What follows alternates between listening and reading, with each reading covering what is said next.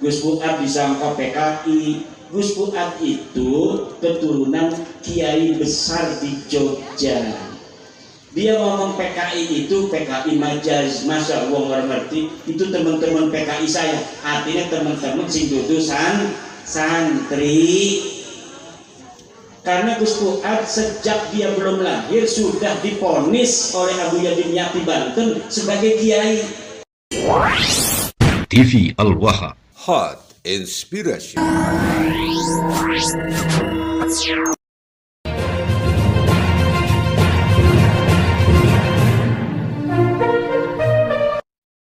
Didelengi seluruh amal kita kubu. Ibu lagi ngejukut duit laki kamar mandi laki kandong diserobot baik.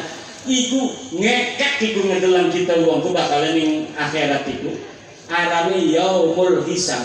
Iku wong-wong apes nyisin. Wong-wong sing dianggap wali, wong-wong sing dianggap cucu nabi. Di situ semuanya dibuka di hadapan seluruh manusia min ladun Adam ila yaumil kiamah. Maka sebelum hari yang sangat memalukan itu datang, wahai para pemalsu, sadarlah pung masih ana waktu. Bengen leluhur sirah iku ora dosa sing durung bab nasab kima, kecuali sing pertama kali berbohong. Tapi yang di tengah-tengah itu nggak tahu dheweke selamat. Tapi dari tahun 2022 orang-orang yang masih mengaku tanpa data dan bukti itu neraka urusan aneh. Apa maning sampai marah-marah ngajak-ngajak perang ning wong pribumi. Lah wong pribumi aja ditakoni perang, jaman pengen kita tuh kan perang leluhur kita badan. Tetapi kita duduk itu digelanti. Sing digelanti adalah kesadaran seluruh kibin-kibin. Dulu pula kibin itu supaya sejarah segala macam aja dirubah, supaya sing jadi pahlawan aja wong-wong sing ora berjasa. Lah Gus Fuad wingi ngomong, Gus Fuad Idrus Al-Jupri tidak layak jadi pahlawan karena berdasarkan bukti dan fakta dia bukan orang Indonesia. Dia pindah tahun 1922, merdeka tahun 1945. Kalau dia pahlawan, harusnya dari tahun 1922 itu dia ikut berjuang, pernah menggerakkan rakyat untuk melawan penjajah, tapi tidak ada datanya. Ini yang diomong sama Gus Fuad. Beliau tidak setuju karena Idrus Al-Jupri tidak layak jadi pahlawan karena dia tidak mengangkat senjata, dia tidak mengajak jamaahnya untuk melawan penjajah. Setelah merdeka tahun 1945 masih ada pergolakan Belanda Takamaling sampai 1949. Tidak ada satu data pun Salim bin Idrus Al-Jupri ikut terjun ke medan perang untuk melawan penjajah. Sedang sing diarani pahlawan itu syarat utamanya pernah turun ke medan perang atau dia berjasa besar setelah merdeka. Hidup misalnya dia lahir 1946 sesudah merdeka. Barang anu kayak Gus Dur radhiyallahu anhu banyak jasa untuk negeri ini. Dialah yang telah mengelus-ngelus, memberikan harapan, penghormatan kepada masyarakat Papua sehingga Papua tidak jadi untuk berpisah dari NKRI. Itu jasanya besar. Walaupun dia tidak ikut perang karena memang lahir 1946, maka dia layak jadi presiden. Mbah Abbas Buntet dia banyak saksi, bukti sejamannya banyak. Mbah Hasim mengangkat dia jadi panglima santri perang 10 November. Perang 10 November itu seluruh rakyat punya panglima. Anak panglima pemuda, anak panglima dari orang Cina, panglima dari orang-orang nasionalis, dari kaum santri ikut perang. Panglimanya namanya Mbah Abbas Buntet, kakek daripada Gus Abbas ketua PWI. Itu saksi-saksinya banyak, diakui oleh TNI, diakui oleh Polri. Orang semacam itu layak jadi pahlawan nasional. Tapi Salim bin Idrus Al-Jubri tidak ada datanya.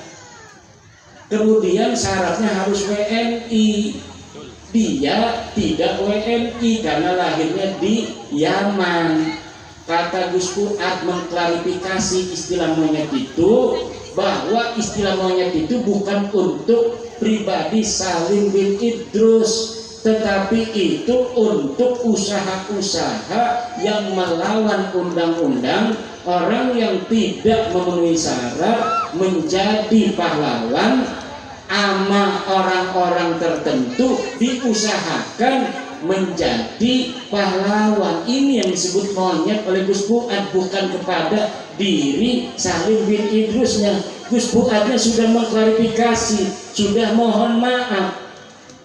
Belum tentu orang yang diusulkan ini Salim bin Idrusnya setuju juga. Dia diusulkan, kan orangnya sudah tiada. Jadi jangan memaksakan sesuatu sehingga melanggar undang-undang. Dan ini bisa dipakai oleh musuh Pak Prabowo untuk nanti mempermasalahkan Pak Prabowo, karena cara dalam mengangkat seorang jadi pahlawan ada undang-undangnya. Nanti Bapak Prabowo bisa dituntut melanggar undang-undang ketika menetapkan seseorang yang tidak pantas jadi pahlawan.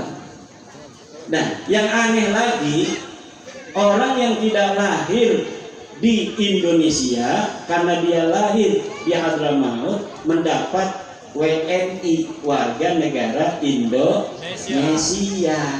Padahal syarat jadi WNI lahirnya harus di Indonesia. Baru kemarin keluar surat WNI-nya. Ini yang dipermasalahkan dan ini melanggar undang-undang. Ini yang dipermasalahkan. Jadinya beda. Gus Fuad disangka PKI. Gus Fuad itu keturunan kiai besar di Jogja. Dia ngomong PKI itu PKI majaz, masa wong ora ngerti. Itu teman-teman PKI saya, artinya teman-teman sing dudu santri. Karena Gus Fuad sejak dia belum lahir sudah divonis oleh Abu Yadim Yati Banten sebagai kiai. Ibunya itu lagi hamil. Ibunya lagi hamil dengan bapaknya Gus Fuad pergi ke Abu Yadim Yati, minta doa Abuya supaya anak saya ini yang dalam kandungan jadi kiai. Kata Abuya, yang ini nggak bakal jadi kiai, yang ada dalam kandungan ini nggak bakal jadi kiai. Nanti yang jadi kiai kalau kamu ngandung lagi, kasih nama Fuad. Pas lahir memang benar nggak bisa jadi kiai karena dia perempuan, tetehnya Gus Fuad. Akhirnya ketika hamil lagi keluar anak laki-laki, maka langsung dikasih nama Fuad. Maka kata neneknya, kiai, panggil dia kiai. Sejak orok dipanggil kiai, ta'ziman wa takriman kepada Abu Yadim Yati. Karena ini ucapan daripada Abu Yadim Yati, ini bakal jadi kiai. Maka neneknya itu Gus Fuad memanggilnya kiai sejak orok. Ketika remaja Gus Fuad dipanggil kiai-kiai begitu, nggak mau dia. Nggak mau saya dipanggil kiai, nggak mau jadi kiai saya.